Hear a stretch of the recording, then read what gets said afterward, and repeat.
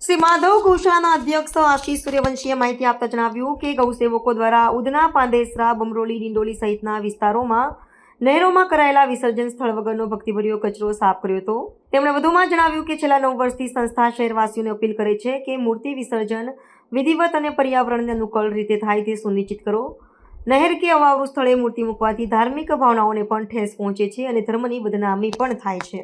આ અવસ્થામાં પણ કેટલાક નાસમજ ભક્તો ગણાતા લોકોએ પોલીસ બંદોબસ્ત હોવા છતાં પણ ઢીલાસનો લાભ લઈ યોગ્ય રીતે વિસર્જન કર્યું હોવાનું ગૌશાળા તરફથી જણાવાયું હતું।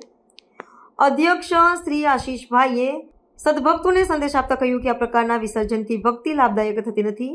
પાપના ભાગીદાર ન બનો। માટીમાંથી બનેલી નાની પ્રતિમાઓ ઘરે અથવા દરિયા કિનારે વિસર્જન કરો અને પ્રકૃતિના રક્ષણ સાથે ધર્મને ગૌરવ આપો।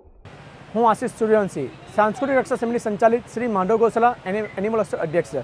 આજરોજ માધવ ગૌશાળાના 200થી વધુ ગૌસેવકો દ્વારા ચલઠાણની નહેર, ખરવાસાની નહેર, મધુરમ સર્કલ નહેર, ત્યાંથી શ્રી ગણેશજીની 3000થી વધુ પ્રતિમાઓ જે અર્ધવિસર્જિત હાલતમાંથી એ તમામ મૂર્તિઓ બહાર કાઢી સ્વચ્છ પાણીથી નવડાવી ધોવડાવી આરતી પૂજા કરી હજીરા દરિયા ખાતે પુનઃ વિસર્જન કરવામાં આવ્યું।